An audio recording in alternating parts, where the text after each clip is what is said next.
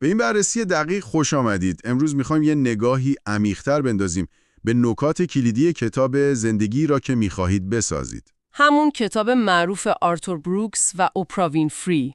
دقیقاً کتاب هنر و علم شادتر شدن که سال 2023 منتشر شد.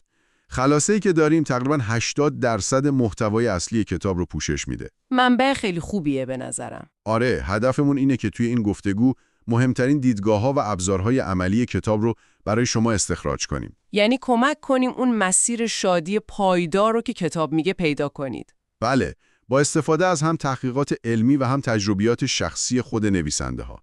در واقع میخوایم کمک کنیم شما بتونید سریع و مؤثر از این ابزارها استفاده کنید. برای بهبود کیفیت زندگی. خب، یکی از اولین چیزهایی که کتاب روش خیلی تاکید میکنه اینه که شادی یه مقصد ثابت نیست که بهش برسیم و تمام. آها! بیشتر شبیه مهارته، مثل یه عضله است که باید دائم روش کار کرد، قوی‌ترش کرد، حتی تو شرایط سخت. این نگاهش جالبه، واقعاً. آره. کتاب 2 بخش اصلی داره. اول مدیریت احساسات و بعد 4 ستون اصلی برای یه زندگی شادتر. خب بیاد ببینیم این بخشا چی دارن. بریم سراغ بخش اول.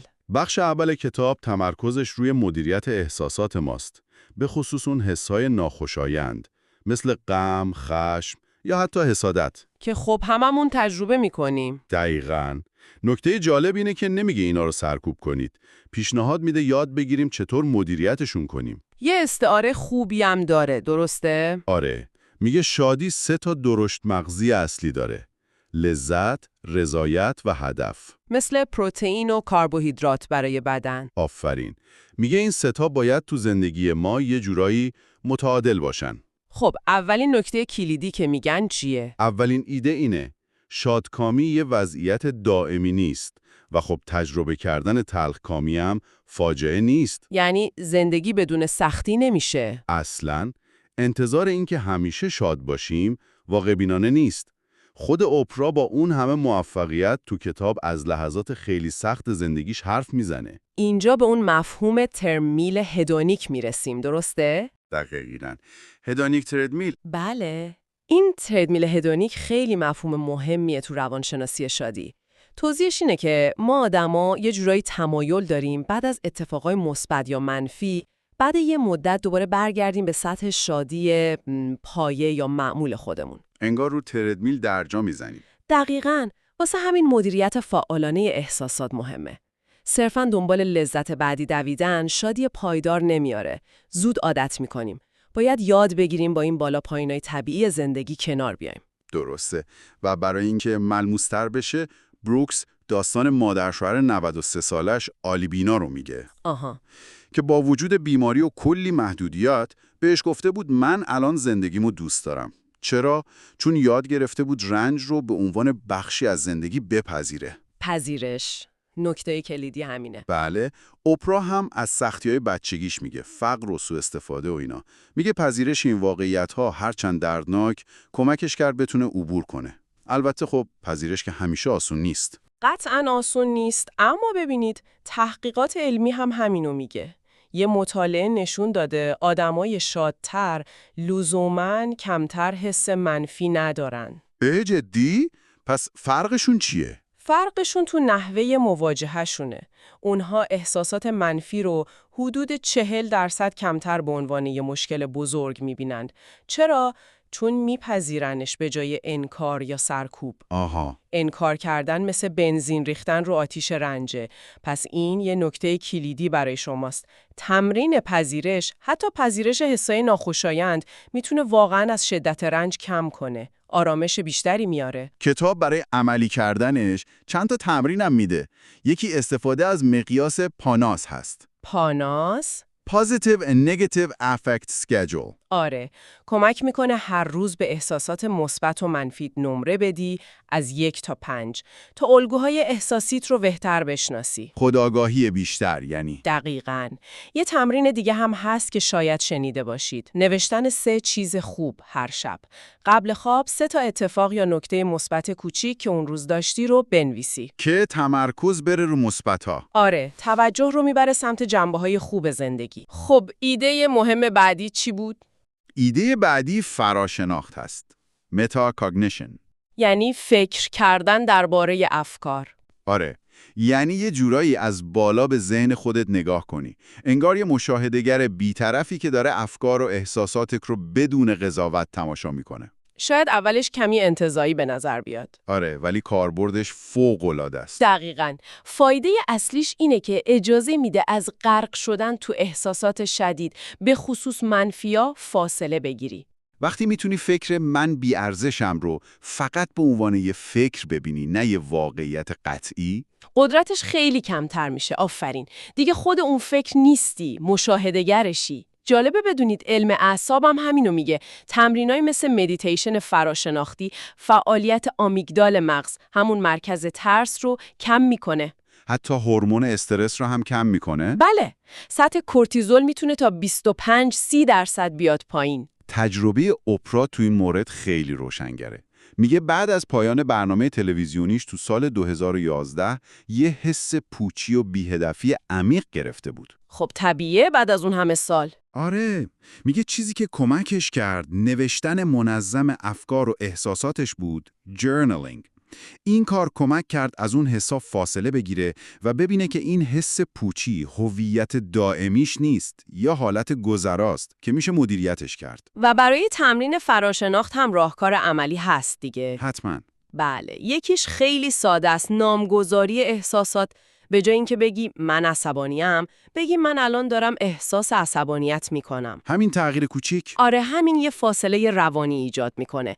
یه تکنیک دیگه بازنویسی داستان یا ریفریمینگ هست. یعنی یه اتفاق منفی رو از یه زاویه دیگه سازنده تر ببینی و تعریف کنی. مثلا به جای امتحان رو خراب کردم چون خنگم، بگی این امتحان نشون داد باید رو کدوم بخشا بیشتر کار کنم، یه فرصت یادگیری بود. این تمرینا کمک میکنه کنترل بیشتری رو روایت‌های ذهنیت داشته باشی. جلوی اون الگوهای فکری منفی رو میگیره. دقیقاً. خب، ایده بعدی که کتاب روش تاکید داره اینه که ما میتونیم فعالانه احساس بهتر رو انتخاب کنیم. اینم شاید اولش عجیب باشه. یعنی چی انتخاب کنیم؟ آره، ولی نویسنده ها میگن ما لزوماً اسیر واکنش‌های هیجانی خودکارمون نیستیم. میتونیم بین محرک و واکنشمون یه مکث آگاهانه ایجاد کنیم و یه پاسخی رو انتخاب کنیم که سازنده تر باشه. مثلا به جای دفاع فوری در برابر انتقاد. آره، انتخاب کنیم کنجکاوانه گوش بدیم، ببینیم نکته مفیدی داره، یا مثلا حسادت رو آگاهانه تبدیل کنیم به تحسین. اینجا اون نظریه گسترش و ساخت باربارا فردریکسن خیلی مرتبطه. Broaden and build. آها، توضیح میدین؟ تحقیقاتش نشون داده احساسات مثبت برخلاف منفیا که تمرکز ما رو محدود میکنن. مثلا موقع ترس فقط به فرار فکر میکنیم. دیدگاه و منابع ذهنی ما رو گسترش میدن. جالبه. فردریکسن اون نسبت مثبت‌گرایی رو هم مطرح کرده. میگه برای شکوفایی پایدار نسبت حسای مثبت به منفی باید حدود 3:1 باشه. 3 تا مثبت برای هر یه منفی؟ بله، این نشون میده فقط دوری از منفیا کافی نیست. باید آگاهانه فضا رو برای مثبت‌ها باز کنیم. قدردانی، امید، عشق. گیر حسادت به همکاراش بوده. خب این خیلی رایجه. آره، میگه این دوست آگاهانه تصمیم گرفت هر بار حسادت کرد سعی کنه طرف رو تحسین کنه و ببینه چی میتونه ازش یاد بگیره. میگه این تغییر نگرش کلی رو شادیش تأثیر گذاشت. اوپرا میگه از انتقادا برای رشد استفاده کرده. بله، یه انتخاب آگاهانه بوده به جای رنجیدن. برای اینم تمرین عملی هست. بله. یکی که خیلی سریع و موثره تمرین 3 نفس عمیق هست. هر وقت حس کردی داری عصبانی یا مضطرب میشی، فقط چند لحظه مکث کن و 3 تا نفس عمیق و آروم بکش. همین کار ساده؟ همین کار ساده شدت واکنش هیجانی رو کم میکنه. بهت فرصت میده آگاهانه تر جواب بدی. یه تمرین دیگه جایگزینی احساس هست. وقتی با یه موقعیت سخت روبرو میشی، از خودت بپرس چه دیدگاه مثبت‌تری میتونم داشته باشم یا چطور از این به عنوان فرصت استفاده کنم؟ سوال پرسیدن از خودمون یعنی. دقیقاً. ذهنت رو میبره سمت راه حل سازنده، حس کنترل بیشتری میده. و میرسیم به آخرین نکته این بخش که شاید یکم برعکس به نظر بیاد. کمتر روی خودت تمرکز کن. یعنی چی؟ کتاب میگه یکی از مانع‌های بزرگ شادی غرق شدن زیادی تو خودمونه. مشکلاتمون، خواسته‌هامون، احساساتمون.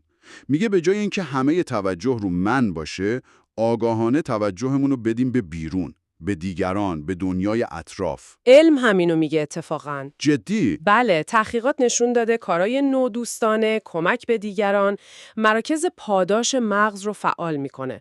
دوپامین و اکسیتوسین ترشح میشه. اکسیتوسین همون هورمون عشق و پیوند بود. آفرین. یعنی کمک کردن به دیگران مستقیما باعث حس خوب و شادی تو خود ما میشه.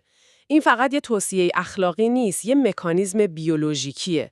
وقتی از خودمون فراتر میریم، حس معنا و ارتباط بیشتری پیدا میکنیم. مثال اپرا در این مورد خیلی قویه. میگه اون حس رضایت عمیقی که از کمک به تحصیل دخترها تو آفریقای جنوبی گرفته، خیلی پایدارتر و عمیق‌تر از شادی موفقیت‌های شخصی و کاریش بوده. چون هدفش بزرگتر از خودش بوده. دقیقاً. یه راهکار عملی که کتاب میده و هممون میتونیم انجام بدیم اینه که منظم اعمال مهربان‌آمیز تصادفی انجام بدیم. Random acts of kindness. لازم نیست کار بزرگی باشه. اصلاً خریدن یه قهوه برای همکار، کمک به یه سالمند، فرستادن یه پیام تشکر غیر منتظره، حتی یه تعریف صادقانه. سعی کنید هر هفته یکی دو تا از این کارا رو آگاهانه انجام بدید. هم حال بقیه خوب میشه، هم مستقیم روی شادی خودتون اثر داره. خب این از بخش اول که روی درون و احساساتمون بود. حالا بریم سراغ بخش دوم کتاب. 4 ستون اصلی برای ساختن یه زندگی شادتر و معنادارتر. این بخش خیلی مهمه چون پایش تحقیقات بلند مدته، مثل اون مطالعه معروف گرانت هاروارد. همون که 80 سال طول کشید. بله، که یکی از نتایج اصلیش این بود که کیفیت روابط اجتماعی مهمترین عامل پیشبینی شادی و سلامت در طول زندگیه. خب ستون اول چیه؟ ستون اول خانواده است. خانواده ناکامل رو بپذیر و عشقی بی قید و شرط ساز. یعنی هم منبع شادی هم چالش. دقیقاً. کتاب میگه روابط خانوادگی میتونه بزرگترین منبع حمایت باشه، اما خب تقریباً هیچ خانواده‌ای بی‌نقص نیست. پر از چالشه. کلیدش پذیرش همین ناکاملی هاست، هم تو خودمون هم تو بقیه، و تلاش آگاهانه برای بخشش و عشق بی قید و شرط. یافته‌های علمی هم خیلی جالبن اینجا. میدونستید داشتن روابط اجتماعی قوی، مخصوصاً خانواده حمایتگر، میتونه خطر مرگ زودرس رو تا 50% کم کنه؟ 50%؟ بیشتر از ترک سیگار؟ بله، بیشتر از ترک سیگار یا ورزش منظم. و تو این ستون همونطور که گفتی بخشش خیلی نقش محوری داره. نگه داشتن کینه مثل سمه. بخشیدن چه بقیه رو چه خودمون رو برای ترمیم رابطه ضروریه. البته خب سخته و زمان بره. مثل تجربه خود بروکس با والدینش یا رابطه پیچیده اپرا با مادرش که تو کتاب هست. بله. برای تقویت این ستود خانواده، کتاب تمرین مشخصم میده. یکیش نوشتن نامه بخشش هست. جالب اینه که میگه حتی لازم نیست حتما بفرستیدش. یعنی خود نوشتن کمک میکنه؟ آره. خود عمل نوشتن و بیرون ریختن حسا روی کاغذ کمک میکنه باهاشون کنار بیایی و رهاشون کنی. یه تمرین دیگه تعیین زمان خانواده منظمه، هفتگی. بدون موبایل و حواس پرتی. دقیقاً. زمانی که همه دور هم باشن و واقعاً با هم وقت بگذرونن. خب ستون دوم چی بود؟ ستون دوم دوستی هست. دوستان واقعی بساز و حفظ کن. تو دنیای امروز که خیلی ارتباطات مجازی شده و تنهایی زیاد شده. بله، خیلی مهمه این نکته. کتاب اهمیت داشتن دوستای واقعی و ارتباط حضوری رو میگه. دوستایی که میشه روشون حساب کرد. تو سختی‌ها کنارت باشن. همون مطالعه 80 ساله های هاروارد همینو میگه دیگه. کیفیت دوستی ها حتی بیشتر از پول یا سلامتی پیش بینی کننده اصلی رضایت از زندگی تو پیریه. کیفیت دوستی ها. بله، کتاب اینجا یه فرق مهم میذاره بین دوستی‌های معامله‌ای که سطحی‌اند رو بر اساس منفعت و دوستی‌های واقعی که عمیقاً، صمیمی‌اند، مبتنی بر اعتماد و حمایت بی‌قید و شرطن. سرمایه‌گذاری رو این نوع دومه یعنی؟ این سرمایه‌گذاری بلند مدت روی سلامت روان و شادی شماست. این یه ضرورته، نه یه چیز لوکس. آپرا هم تو کتاب خیلی از نقش دوستای نزدیکش مثل گیل کینگ میگه چطور تو فراز و نشیب‌ها کنارش بودن. یه لنگرگاه امن بودن براش. آره.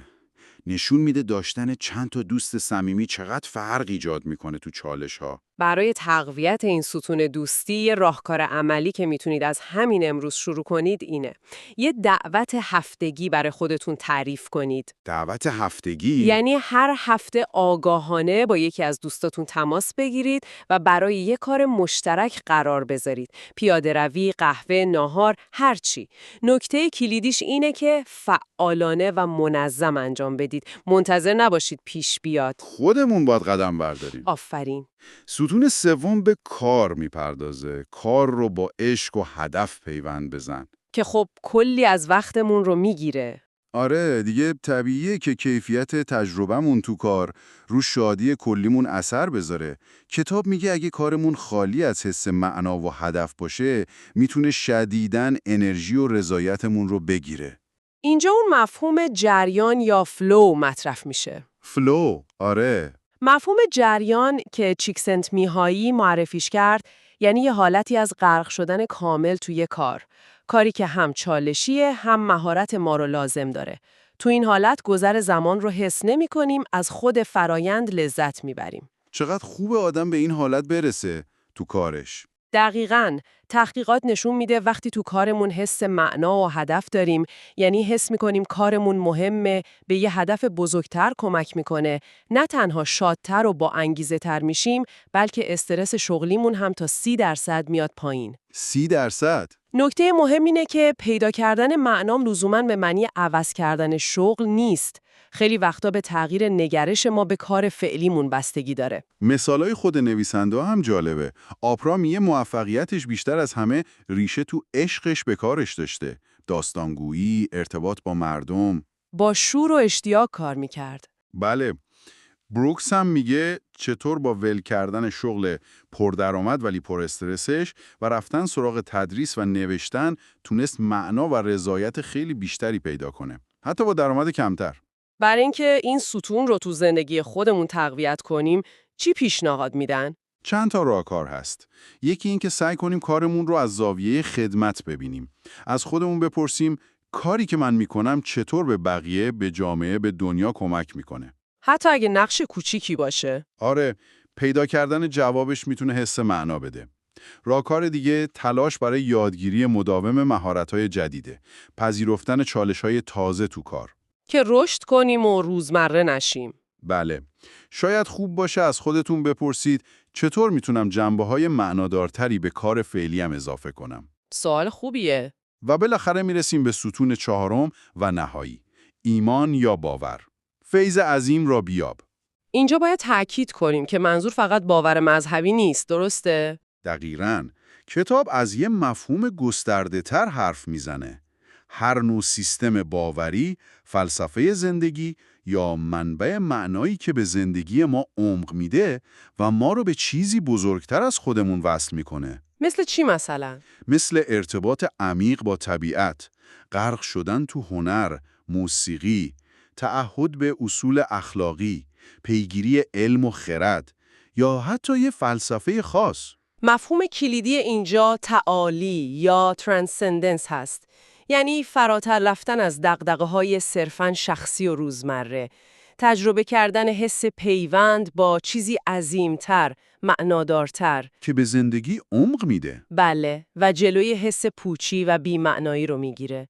جالبه که تحقیقات علمی هم نشون داده آدمایی که یه سیستم باور قوی دارن، چه مذهبی چه غیر مذهبی، مثل باور به انسانیت یا طبیعت، به طور متوسط حدود 20% شادترن 20% شادتر؟ و تو سختی‌ها مقاومت روانی بیشتری دارن. این یه سوال مهم رو برای شما مطرح میکنه. منبع یا منابع معنا، هدف و تعالی تو زندگی شما چیه؟ چی به زندگی شما جهت و عمق میده؟ نویسنده ها هم از منابع تعالی خودشون مثال میزنن. اوپرا از اهمیت مدیتیشن و شکرگزاری روزانه میگه که کمکش میکنه حس اتصال و آرامش درونی پیدا کنه. بروکس هم از ریشه های کاتولیکش میگه و نقشی که باورهای معنویش داشته. اینا فقط 2 نمونن البته. مسیرها مختلفن. برای پرورش این ستون هم تمرین هست؟ حتما. بله. یکی از مؤثرترین ها همون تمرین شکرگزاری روزانه است که قبلا هم گفتیم. هر روز چند دقیقه وقت بذارید و آگاهانه به چیزایی فکر کنید و بنویسید که براشون شکر گذارید. از یه قدرت برتر یا فقط از خود زندگی؟ دقیقاً. یا قدردانی از نعمت‌های کوچیک و بزرگ، سلامتی، روابط خوب، یه فنجون چای گرم.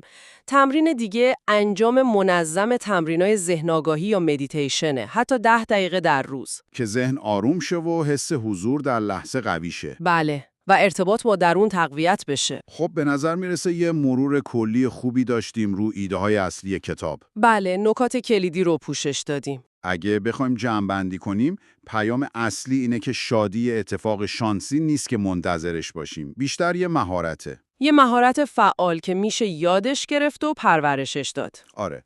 از 2 مسیر اصلی. اول، یادگیری مدیریت هوشمندانه احساساتمون به جای سرکوب یا غرق شدن. و دوم، ساختن و تقویت آگاهانه اون 4 ستون کلیدی: روابط خانوادگی سالم، دوستی‌های عمیق، کار معنادار و داشتن یه منبع تعالی یا سیستم باور. همونطور که اوپرا میگه، شادی بیشتر تو پذیرش و انتخاب‌های آگاهانه ماست تا شانس و اقبال. دقیقاً.